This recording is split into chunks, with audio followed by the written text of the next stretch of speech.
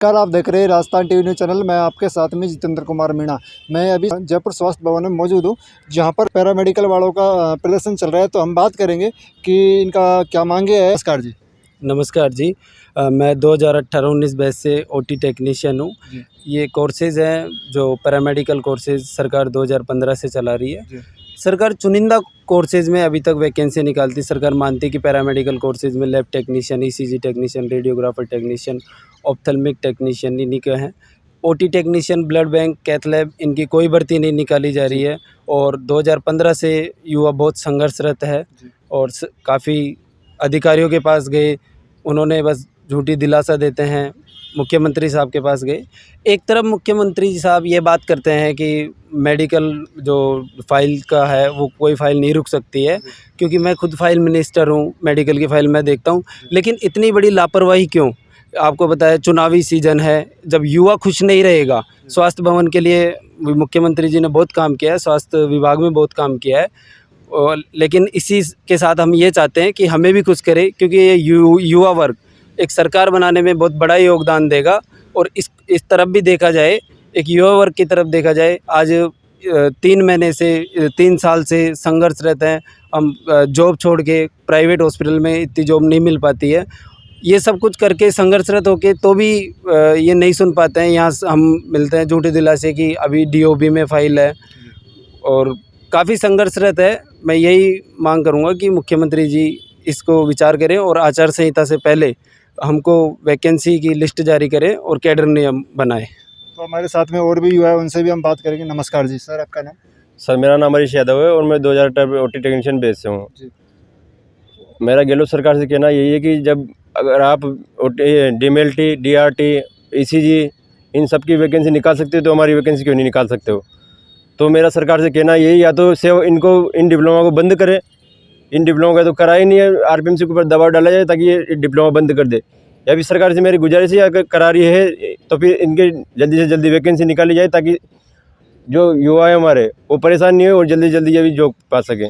तो सरकार से गुजारिश है कि प्रेशर डाल के स्वास्थ्य भवन वालों के अधिकारियों के ऊपर जल्दी जल्दी हमारा सेवा नियम बनाया जाए और वैकेंसी निकाली जाए। तो ये मांग कर रहे हैं, वैकेंसियों की मांग कर रहे हैं। और भी हमारे साथ में युवा है, उनसे हम बात करेंगे। नमस्कार जी। नमस्कार जी, मैं आसाराम नागर। हम राजस्थान सरकार से यही गुजारिश कर रहे हैं कि हम कई बार सरकार और विभाग के अधिकारियों को अवगत करा चुके। भाई ये OT technician, blood bank technician, cath lab technician, dialysis technician, EEG, trauma, इन कोर्सों की वास्तव में डिपार्टमेंट को ज़रूरत है। और एक तरफ आप बोल रहे हो भाई चिकित्सा विभाग को हम इम्प्रूवमेंट लाने के लिए कोशिश कर रहे हैं, इम्प्रूवमेंट के लिए अलग वैकेंसी जारी कर रहे हैं। हकीकत में ये धरातल लेवल पे कुछ भी नहीं हुआ काम अभी तक। तो सरकार से हमारी मांग है कि जल्द से जल्द OT technician, blood bank technician, cath lab, dialysis के इन कैडर सेवा नियम जारी करके भर्ती जारी करे। हम अभी शांतिपूर्ण तरीके से, गांधीवादी तरीके से आंदोलन कर रहे हैं। अगर सरकार हमारी मांगे नहीं मानती है तो आगे अगर हमारे साथ कुछ गलत होता है तो इसकी जिम्मेदार सरकार होगी और अगले महीने से आचार संहिता लग जाएगी। तो आगे होना नहीं है ये काम। तो आचार संहिता से पहले मांग रख रहे हैं, आचार संहिता से पहले ये काम हो जाए। और अगर नहीं होती है तो चुनावी साल है, सरकार को हम वोट की चोट से दिखाएंगे सरकार को भाई युवा वर्ग क्या होता है। पैरामेडिकल एकता जिंदाबाद, पैरामेडिकल एकता जिंदाबाद। तो सर, आगे की रणनीति क्या रहेगी और आपने अभी तक ज्ञापन किन किन को दिया है, थोड़ा मैं बताओ। आगे की रणनीति ये रहेगी कि हमने गहलोत साहब से खुद मिल के आए थे। उपेंद्र यादव जी हमारे साथ में, गहलोत साहब ने उन्होंने मिलवाया, उन्होंने आश्वासन दिया था, पूर्णतः शांतिपूर्ण अच्छे आश्वासन दिया था, हमको भी विश्वास था। लेकिन अभी तक इस पर प्रैक्टिकली कोई काम नहीं हो पाया है। धरातल लेवल पर अभी कोई काम नहीं हो पाया है। फाइल वहीं की वहीं है और कोई इसके ऊपर एक्शन नहीं लिया जा रहा है। अगर सरकार हमारी बात नहीं सुनती है तो हम ये जो युवा वर्ग है, हम चुनाव से पहले हम स्वास्थ्य भवन पर भूख हड़ताल करेंगे। यदि किसी भी साथी को, हमारे किसी भी साथी को अगर कोई समस्या होती है या फिर कोई अनहोनी होती है तो उसकी जिम्मेदार केवल सरकार रहेगी, राजस्थान सरकार, गहलोत सरकार रहेगी। क्योंकि गहलोत सरकार ने चिकित्सा विभाग में सभी को अच्छा, हम ये कह रहे हैं कि काम बहुत अच्छा किया है, लेकिन सरकार हमें भी नहीं बुला सकती। हम भी पैरामेडिकल का हिस्सा है। मैं ऑपरेशन थिएटर की विशेषताओं के रूप में बता देना चाहता हूँ। एक ऑपरेशन थिएटर का बहुत महत्वपूर्ण योगदान रहता है।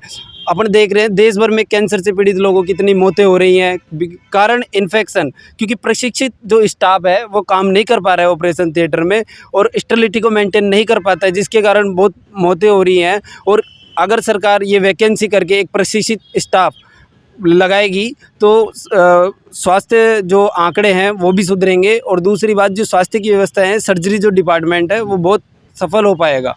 तो इन्होंने चेतावनी दी है कि यदि इनकी बात नहीं मानी जाती है तो ये भूख हड़ताल करेंगे। साथ में और भी युवा है, उनसे बात करेंगे कि आगे क्या रणनीति रहेगी। सर नमस्कार। सर आपका शुभ नाम? नमस्कार जी, मेरा नाम देवेंद्र सिंह है और हम काफ़ी समय से अरसे से है जो संघर्ष कर रहे हैं, और कई बार हमने सरकार से वार्ता के लिए मुलाकात भी की है अधिकारियों से, लेकिन हमें झूठे जुमले दिए जाते हैं।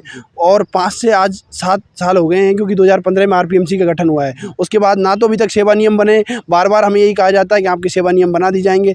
मैं पूछना चाहता हूँ मीडिया के माध्यम से सीएम साहब से और जो नुमाइंदा बैठे हैं अधिकारी के पद पर, कि आप सबसे पूछना चाहता हूँ, जब अगर आपको वैकेंसी निकालनी नहीं थी, सेवा नियम नहीं बनाने थे, तो इन कोर्सों को क्यों चलाया? क्या बच्चों को बेरोजगार रखने के लिए आपने ये कोर्सों को चलाया? और उसके बाद अगर आपने चलाया है कोर्सेज, तो उसमें आज काम कौन कर रहे हैं? सोचने वाली बात ये, वहाँ अनट्रेंड स्टाफ काम कर रहे हैं, जिससे क्या है कि जनता में जो लोग हैं उनके जो स्वास्थ्य को, एक तरफ तो जो है सीएम साहब बात करते हैं कि हम जो है अच्छा स्वास्थ्य देंगे, और स्वास्थ्य अच्छा कहाँ से देंगे जब वेल ट्रेंड स्टाफ काम नहीं करेगा। वहाँ पर जो योग्य व्यक्ति है, जो ओटी टेक्नीशियन है, वो अगर ओटी में काम नहीं करेगा, blood bank technician blood bank में काम नहीं करेगा, तो वहाँ अयोग्य आदमी अगर क्रॉस मैच लगाएगा तो ट्रांसफ्यूजन रिएक्शन होगी, तो जिम्मेदार कौन होगा?